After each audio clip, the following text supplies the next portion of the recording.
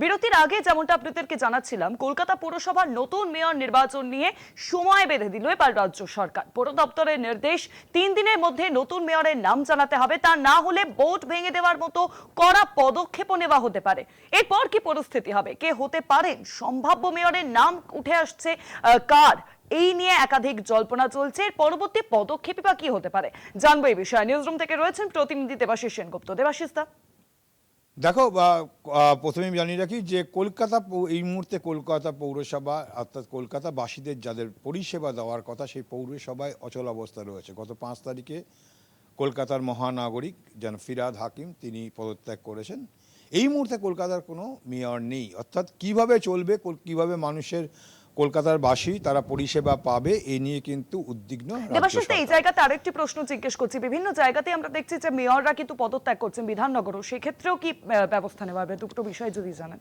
দেখো, সমস্ত জায়গায় কিন্তু একইভাবে একই ধরনের কিন্তু এই চলবে, যেহেতু এই কলকাতা পৌরসভা একটি বলা যেতে পারে দেশের মধ্যে একটি অন্যতম নাম। সেই জায়গায় প্রত্যেকটা জায়গায় কিন্তু একই রকম কাজ। কেন, 1980 সালের যে পৌর আইন আছে সেই পৌর আইনের ক্ষেত্রে রাজ্য সরকারকে বেশ কিছু ক্ষমতা দেওয়া আছে, এবং সেই জায়গায় দাঁড়িয়ে কিন্তু রাজ্য সরকার এই মুহূর্তে যে কাজটি করেছেন যতদূর আমরা জানতে পারছি, যে কলকাতা পৌরসভাকে মানুষের পরিষেবা যাদের দেওয়ার কথা সেই মানুষ পরিষেবা পাবে কি, তারা সেভাবে সন্তুষ্ট নয়। মানুষকে পরিষেবা দেওয়া যাদের কাজ, সেই জায়গায় দাঁড়িয়ে এখন যেহেতু মেয়র নেই অর্থাৎ পরিষেবা বন্ধ হচ্ছে, এরকমটা মনে করে রাজ্য সরকার কিন্তু 3 দিনের নোটিশ জারি করলো কলকাতা পৌরসভাকে, এবং 3 দিনের মধ্যে জবাব দিতে হবে রাজ্য সরকারের কাছে। যে এবং এই যে উদ্ভূত পরিস্থিতি, সেই উদ্ভূত পরিস্থিতিতে যাতে সেক্ষেত্রে দাঁড়িয়ে যে সেই নোটিশে উল্লেখ করা রয়েছে যে পশ্চিমবঙ্গ সরকারের পুর নগর দপ্তর যেটা বলেছে, যে সরকারি বলা হয়েছে যে 5ই জুন মেয়র পদত্যাগের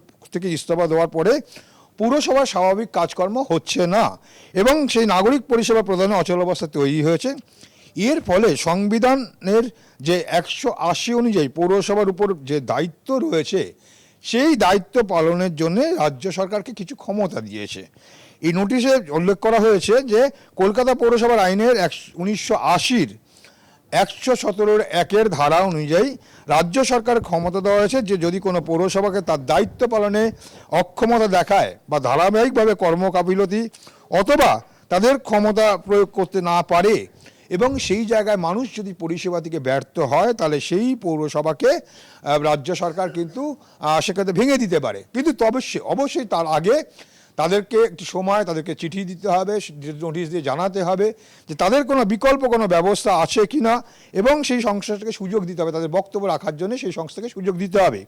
এবং এখানে এই লিখিত নির্দেশ কিন্তু ইতিমধ্যেই পৌরসভাকে জানাবে, এবং 3 দিনের মধ্যে লিখিতভাবে জানাতে হবে সরকারকে। এবার সেই জায়গায় দাঁড়িয়ে এখন প্রশ্ন হচ্ছে যে এই মুহূর্তে যে অচলাবস্থা হয়ে রয়েছে সেই অচলাবস্থা কাটানোর জন্য কি বর্তমানে এই পৌর বোর্ড রয়েছে তৃণমূল কংগ্রেসের হাতে। এই তৃণমূল কংগ্রেসের সম্ভাব্য মেয়রের নাম কি উঠে আসছে সেই তালিকায় কোনোভাবে কি প্রাক্তন মেয়র শোভনদেব চট্টোপাধ্যায়ের নাম রয়েছে? দেখো, একদম এই যে জল্পনার কথা বলছে শুভাঙ্গী, এই জল্পনাকে একদম নাম কি সেখানে রয়েছে দেবাশিস দা? দেখো, এই মুহূর্তে সেখানে নাম থাকলেও 3 দিনের মধ্যে তাদেরকে আলোচনা করে তারা জবাব দেবে।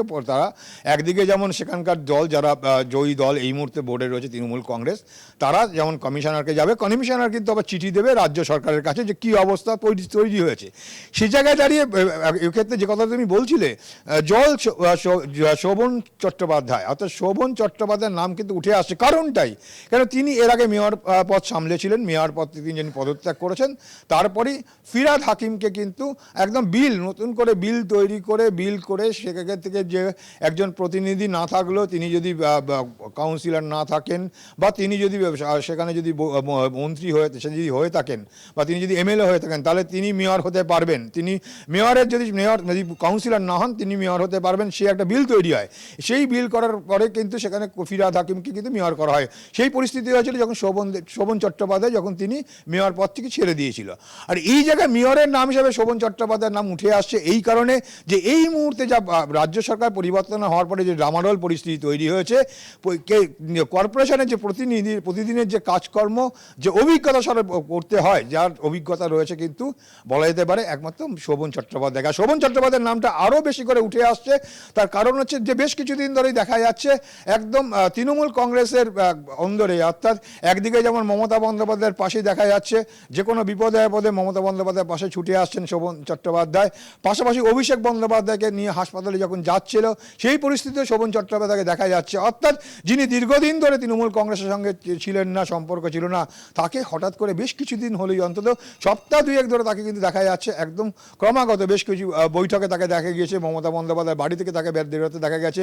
যখন অভিষেক বন্দ্যোপাধ্যায় যখন অসুস্থ হয়ে পড়লো, সেই হিসেবে যখন সোনারপুরে যে ঘটনা, তারপরে যখন তাকে নিয়ে আসা হলো, যখন তাকে হাসপাতালে নিয়ে যাওয়া হচ্ছে, তখনও কিন্তু শোভন চট্টোপাধ্যায় দেখা গেছে। অর্থাৎ এক্ষেত্রে তাহলে তৃণমূল কংগ্রেসের পক্ষ থেকে কি আবার এই যে 3 দিনের মধ্যে যে নোটিশ দেওয়া হয়েছে, 3 দিনের মধ্যে জানাতে হবে রাজ্য সরকারকে পুরসভার পক্ষ থেকে, সেক্ষেত্রে কি তৃণমূল কংগ্রেসের পক্ষ থেকে এই শোভন চট্টোপাধ্যায়কে, অর্থাৎ প্রাক্তন যিনি মেয়র ছিলেন, তাকে কি আবার মেয়র পদে প্রার্থী করে তারা কিন্তু আবার সেই জায়গায় করবেন? সেক্ষেত্রে অবশ্যই তাদেরকে সংখ্যার পরীক্ষা দিতে হবে। আরো একটি প্রশ্ন, পুরসভার ভবিষ্যৎ তো অনিশ্চিত হয়ে দাঁড়িয়েছে, সেক্ষেত্রে 3 দিনের মধ্যে যদি মেয়রের নাম না প্রকাশ করা হয়, কোনোভাবে কি লালবাড়ি বিজেপির দখলে চলে যেতে পারে? দেখো, এরকম একদম ব্যাপারটা ঠিক এরকমটা নয়। কেন এই মুহূর্তে যদি 3 দিনের মধ্যে তারা যদি মেয়র হিসাবে কাউকে দাঁড় নিতে পারে, কেন আবারও জানি রাখি শুভাঙ্গী, কলকাতা শহরের মানুষের পরিষেবা দেওয়ার কথা কলকাতা পৌরসভার। এই মুহূর্তে কলকাতা পৌরসভা যেটার কারণে ফিরহাদ হাকিম ছেড়ে দিলেন, সে হচ্ছে সেখানে তিনি চালাতে পারছেন না, যে সেখানে কাজ করতে দেওয়া হচ্ছে না। কিন্তু কমিশনার কাজ করছেন, এখন যে কাজগুলো হচ্ছে কমিশনার হচ্ছে, কিন্তু নির্বাচিত জনপ্রতিনিধিরা কাজ করেন, সেই জায়গাটাই রীতি। এবং প্রত্যেকটি ওয়ার্ডে একজন করে নির্বাচিত জনপ্রতিনিধি আছে কলকাতা শহরে 144টা ওয়ার্ডের মধ্যে।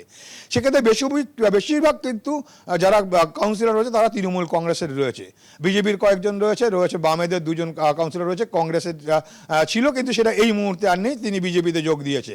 অর্থাৎ সেক্ষেত্রে দাঁড়িয়ে দৈনন্দিন কাজ করার জন্য করতে হবে, কিন্তু সেক্ষেত্রে তৃণমূল কংগ্রেসের যারা আছে তাদেরকে বৈঠক করে তারা মেয়রকে নির্বাচিত করবে, এবং সেক্ষেত্রে দাঁড়িয়ে বিজেপি কন্টেস্ট করতে পারে, সেক্ষেত্রে দাঁড়িয়ে তারাও তাদের সংখ্যাধিক প্রমাণ দিতে পারে। কিন্তু এই দুটোর মধ্যে যদি কোনো কিছু না হয়, যদি আবারও করে তারা সিদ্ধান্ত হয় নতুন করে মেয়রের নাম, প্রথম অবস্থায় যেহেতু এখানে এই মুহূর্তে দাঁড়িয়ে বোর্ডে সংখ্যাধিক্য রয়েছে তৃণমূল কংগ্রেসের, তারাই কিন্তু মেয়রের নাম প্রস্তাব করবে, এবং সেই জায়গায় দাঁড়িয়ে তারা যদি নাম প্রস্তাব করতে পারে তারা ভালো। সেক্ষেত্রে যদি বিজেপি বিরোধী দল হিসেবে সেখানে যদি কন্টেস্ট করে, তারা যদি অংশগ্রহণ করতেই পারে, সেক্ষেত্রে সংখ্যাধিক্য ভোটে হবে, তারা ঠিক করবে, এবং সেটা তার ভোটের পরীক্ষা হবে। কিন্তু যদি না হয়, এমনটাও যদি না হয়, তাহলে সেক্ষেত্রে কিন্তু সরাসরি সেক্ষেত্রে রাজ্য সরকার এই বোর্ড ভেঙে দিয়ে সেখানে অ্যাডমিনিস্ট্রেটিভ অ্যাডমিনিস্ট্রেটর বসানোর পরে আগামী 6 মাসের জন্য কিন্তু রাজ্য সরকার এই অ্যাডমিনিস্ট্রেটর বসাতে পারেন। অর্থাৎ রাজ্য সরকার 6 মাসের জন্য তাদের দায়িত্ব নিতে পারে, এবং 6 মাসের মধ্যে তারা নির্বাচন প্রক্রিয়ার মধ্যে যেতে পারে, আবার নতুন করে যারা ক্ষমতায় আসবে, অর্থাৎ যারা বোর্ডে আসবে তাদের হাতে ছেড়ে দেওয়া হবে। কিন্তু এই 6 মাসের মধ্যে তারা কিন্তু এটা ভাঙতে পারে। এটা কিন্তু কলকাতা পৌরসভার 180 117 1-এর ধারায় কিন্তু পরিষ্কার আছে, রাজ্য সরকারকে ক্ষমতা দেওয়া আছে, এবং সেই ক্ষমতার বলে কিন্তু রাজ্য সরকার ইতিমধ্যেই তা প্রয়োগ করেছে। এবং যেহেতু মেয়র নেই, এবং এই মুহূর্তে রাজ্যবাসী কলকাতাবাসী তারা পরিষেবা পাচ্ছে না, পরিষেবার অসুবিধা হচ্ছে, দিতে পারছে না। আর কেন ঠিক দিতে পারছে না, কেন অসুবিধা, সেটা জানিয়ে কিন্তু 3 দিনের মধ্যে জবাব দিতে হবে। আর জবাব না দিলে তারপর রাজ্য সরকার কিন্তু ভেঙে দেবে। অবশ্যই 3 দিনের মধ্যে এখনো সময় আছে। আর সেই জায়গায় জল্পনা উঠে আসছে যে তাহলে কি তৃণমূল কংগ্রেসের পক্ষ থেকে আবার সেই প্রাক্তন মেয়র শোভন চট্টোপাধ্যায়কে, যাকে ইদানিং দেখা যাচ্ছে কালীঘাটের অন্দরে মমতা বন্দ্যোপাধ্যায়ের সঙ্গে, তাকে কি আবার মেয়র করা হতে পারে? মেয়রের জন্য তার নামে কি সুপারিশ হবে? তাকে সামনে রেখে কি আবার তৃণমূল কংগ্রেস কলকাতা পৌরসভার পৌর বোর্ড আবার নতুন করে সাজিয়ে তুলবে? হ্যাঁ দেবাশিস দা, শুভঙ্গী, ধন্যবাদ তোমাকে।